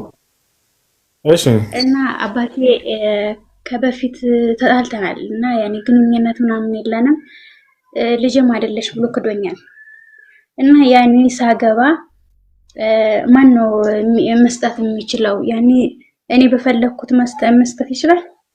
ያኔ ኡስታዞች ምናምን አቅርቤ አባትሽ ጋር ታረቂ ይቅርታ ጠይቂው። አንቺ ብታጠፊም እንኳን አንዳንዴ ዝቅ ብላችሁ ወላጆቻችሁ ልጅም አይደለሽ ብሎ ክዶኛል። እኔ አሁን እስካሁን ያለበትን ራሱ አላቅም። እሺ እሱን ማግኘት አትችይም? በስልክም ሆነ በአካልም በምንም? ኧረ የለም ስልኩን ራሱ አላውቀውም። ግን ወንድም ካለሽ እህት ወንድሞችንም ራሱ አላውቃቸውም። ያኔ ከራቅን ስንት ጊዜ ሆኖናል? ብዙ ጊዜ አመታት ሆኖናል። ሰው እንደጠየቁኝ ኡስታዞችን አጎታለሽ አባትሽ እነሱን አልቀርባቸውም ሳይሆን አለ ወይ አሉ ካሉ አባት ካለ አባት ነው ኒካ ማሰር የሚችለው፣ ከሌላ አጎት ኒካ ማሰር ይችላል። ግን እኔ ኡስታዞችን እንደጠየኳቸው በፈለግሽው ባሪያም ቢሆን መስጠት ይችላል ነው ስላሉኝ ነው። ተሳስተዋል። ኦኬ አመሰግናለሁ። ሰላም አለይኩም ወንድም። ሰላም ወራህመቱላህ። እሺ ወንድም ጥያቄ ወንድሜ ማለት ነው ብር አበድሬ ብሎኝ ያኔ ብዙ ጊዜ አበድሬዋለሁ አልመቻችልኝ ብሎ ያኔ አጥቼ የለኝም አልኩት። ከዛ ሪከርድ ሳደርግም መልስም እኔ በቃ የሆነ ሲቸግረው ብቻ ይጠይቀኛል። እኔ ደግሞ ሪከርድ በማድረግለት ሰላምታ በማቀርብለት ሰዓት ምንም አይመልስልኝም። ከዛ ሪከርድ በማደርግ ሰዓት ስለማይመልስልኝ መደወልም አልችልም፣ ዝም አልኩት። ይሄ ዝምድና መቁረጥ ይሆናል። እሱ በሚፈልግ ሰዓት ብቻ ነው ያኔ ብር በሚፈልግ ሰዓት እንደዛ ይጠይቀኛል፣ በደህና ጸባይ ማለት ነው። በሌላ ሰዓት ግን ለኔ ጭራሽ መልስም አይመልስም። ዝም ብለው እንዴት ይታያል? በምንም መንገድ ይሁን አትጣሏቸው። ሰዎች ጉድለት ካለባቸው ያን ጉድለታቸውን እንዲያስተካክሉ መጣር እንጂ እናንተ ያለባችሁ ሙሉ በሙሉ መራቁ ተገቢ አይደለም። ይሄ ልጅ ድንን እስልምናን ቢገነዘብ ኖሮ ሞላ ኮርፈሽ ነበር። ነገር ግን እውቀት ስለሌለው እና ስለዚህ አንቺ እውቀቱ አለሽ፣ ዲንሽን ታውቂያለሽ፣ አታኩርፊው፣ አትራቂው። ይልቁንስ ወደ ቅኑ መንገድ እንዲመለስ ምከረው፣ ገስጨው። እሱ ነው። ኢዮአብ መች ነው ግን ስለ አላህ ባሉ የምታስተምሩት? አሁን እናስተምራለን። ስለ ስላሴዎች እጅና እግር ምናምን ተምረህ ጨርሰሃል? ኢዮአብ ጥያቄ አለ። ቀጥል። السلام عليكم ورحمة الله وبركاته. وعليكم السلام ورحمة الله وبركاته. وصون دينا الله الحمد لله.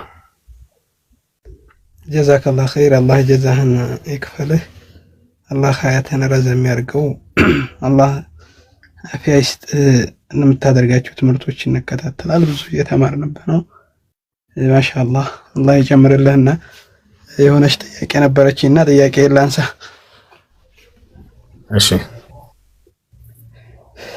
የሆነ ጓደኛ አለኝና ቤተሰቦቹ አባትየው ሟች ነው።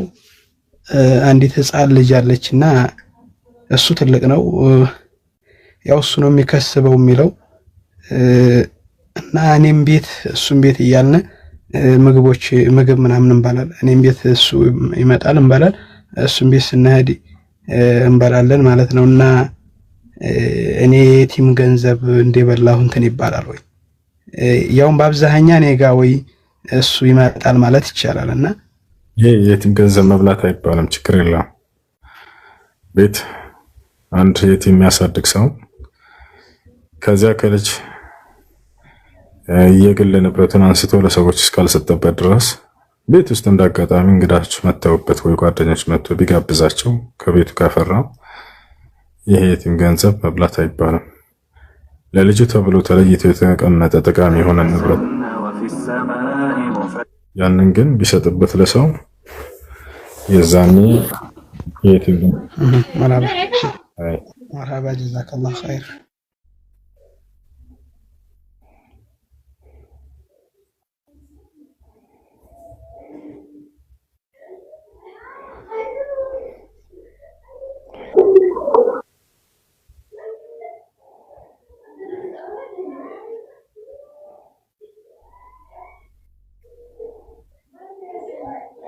ጥያቄ ካላችሁ ከጠይቁ።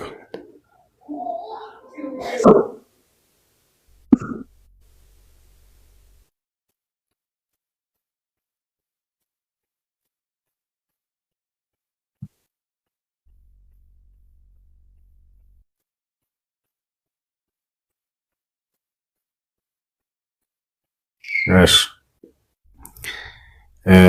ጊዜ ሲባል ጊዜ ከሰዎች አንጻር አለ። ከአላህ ስብሐነ ወተዓላ አንጻር ገደብ ያለው አይደለም። አላህ ስብሐነ ወተዓላ በጊዜ የተገደበ አምላክ አይደለም። ያ ማለት ከዚህ ጊዜ ጀምሮ ነበር አምላክ አይባልም። ፍጥረታቶች ጋር ስንመጣ ግን ፍጥረታቶች በጊዜ የተገደብን ከዚህ ጊዜ ጀምሮ ነበርን የምንባልን ያ ነው። ስለዚህ ሰማይና ምድር ከተፈጠሩበት ጊዜ አላቸው ወይ? አዎ ጊዜ አላቸው። ከእርሳቸው በፊት ጊዜ ነበረ ወይ? አዎ ነበረ። ምክንያቱም ከሰማይና ከምድር በፊት ፍጥረታቶች ስለነበሩ። እነማን ለምሳሌ ከተባለ እነ አርሽ፣ እነ ኩርሲ፣ እነ ቀለም፣ እነ ለውሃል መሕፉዝ፣ እነ ውሃ፣ እነዚህ ሁሉ ቀድመው ከሰማይና ከምድር በፊት ተፈጥረዋል። ነቢያችን ሰለላሁ ዐለይሂ ወሰለም ሐዲስ ላይ ሲናገሩ ኢነላሃ ከተበ መቃዲር አልኸላኢቅ ቀብለ አን የኽሉቀ አሰማዋት ወልአርድ ቢ50 አልፈ ሰና አሉ። አላህ ሰማይና ምድርን ከመፍጠሩ ከ50 ሺህ ዓመት በፊት ስለ ፍጥረታቱ ቀደራቸውን ጽፎላቸው ጨርሷል ብለው ተናገሩ። የተጻፈበት ምንድነው? ለውሃል መሕፉዝ ጥብቁ ሰሌዳ። የጻፈው ምንድነው? አልቀለም ብዕር። ነቢያችን ሰለላሁ ዐለይሂ ወሰለም አወል ማ ኸለቀ አላህ አልቀለም ቃለ ለሁ እክቱብ ቃል ማዛ አክቱብ ቃል እክቱብ ማ ሁወ ካኢኑን ኢላ ቂያም ሰዓ ፈከተብ። አላህ መጀመሪያ ብዕርን በፈጠረው ጊዜ ጻፋለው። ምን ልጻፍ አለ? ብዕር እስከ ትንሣኤ ቀን ድረስ የሚሆነውን ሁሉ ጻፋለው። ብዕርም ጻፈ ይላል። ስለዚህ ሰማይና ምድር ከመፈጠራቸው በፊት እነዚህ ሁሉ ነበሩ። ስለዚህ አላህ ፍጥረታትን ከፈጠረበት ጊዜ ጀምሮ ለፍጥረታት ሁሉ እንዳለ ጊዜ አላቸው። የሰው ልጆችም ልክ እንዲሁ ጊዜ የተገደበ ነው፣ ገደብ አላቸው። ይህን ይመስላለሽ።